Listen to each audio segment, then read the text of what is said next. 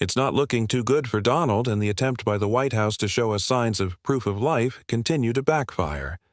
At this point, they're going to show us photos of Donald Trump from the 1980s and say, "See everybody, here's the official photo from the White House of Donald Trump heading to play golf this morning." Or they're going to show us photos of Bigfoot and say, "You see him right there? There he is in the woods. He's perfectly fine." I mean, that's not too different from what we're seeing this morning on Labor Day. I mean, there's no press appearances scheduled for Donald Trump on Labor Day, which is very odd. He hasn't been in front of the press since last Wednesday, which is very odd. They've been posting all of these images of him from last week or weeks ago, and they've been trying to pretend that this is him today or yesterday. He's been doing the same. He's like, "Look, I played golf with John Gruden on Sunday. I was perfectly healthy. Good night, everybody. I feel great." We're like, "You played golf with him on August 23rd. Like, we have the receipts. That was not yesterday.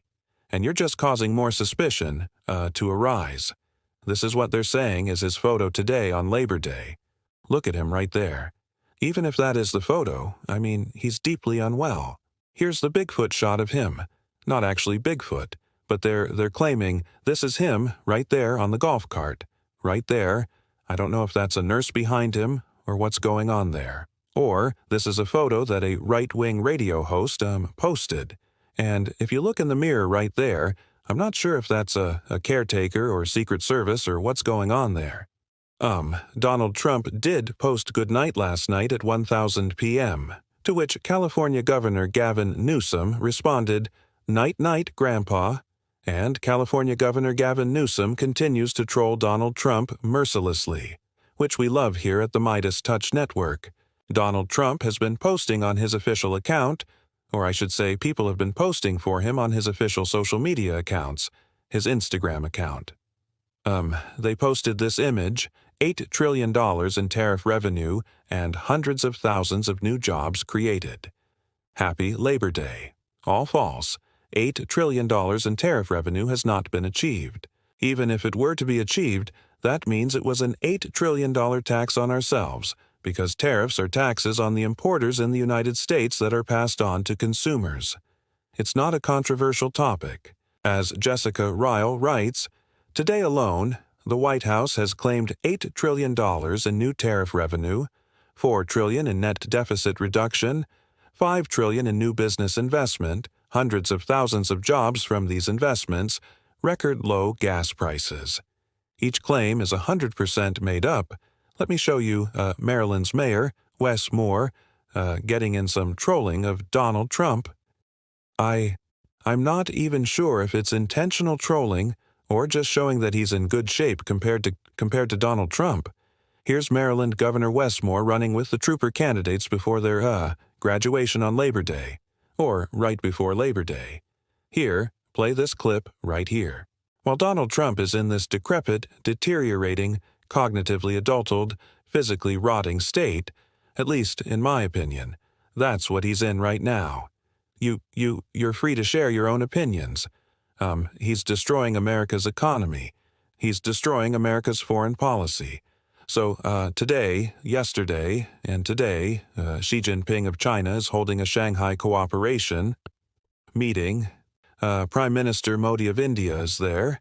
Vladimir Putin is there, and there are dozens of other countries that are there as well, being represented by their top leaders. This is Xi Jinping of China, asserting that China is the leader of the world right now as America is incredibly weak and decrepit under a failed and rotting president in Donald Trump, and Prime Minister Modi of India, who hadn't taken a trip to China in 7 years, was there laughing it up with Vladimir Putin and Xi Jinping. They were all laughing. They were mocking Don, likely mocking the weakness of the United States under Donald Trump, mocking all of Donald Trump's lies, like you can lit. They're sending a message right here with this video that they put out that America actually is being laughed at by the world. As Donald Trump said, the world laughs at us. They weren't laughing at us before. The world respected the United States of America. People have laughed at you your entire life, Donald, because you are a vile piece of trash. You are a pathetic loser. You are probably one of the most, if not the most trash human being, perhaps, ever in existence. So people laugh at you and they laugh at your cult followers who believe your stupid crap like LA would have been totally destroyed. But Donald Trump saved it. Anyway, here's the video in China of Prime Minister Modi, basically saying how adult and crazy as Donald Trump and Putin and Xi Jinping are laughing. Watch this, and just so you have a little flavor of what took place right here, here's how Bloomberg Politics describes what went down. Let's talk about it.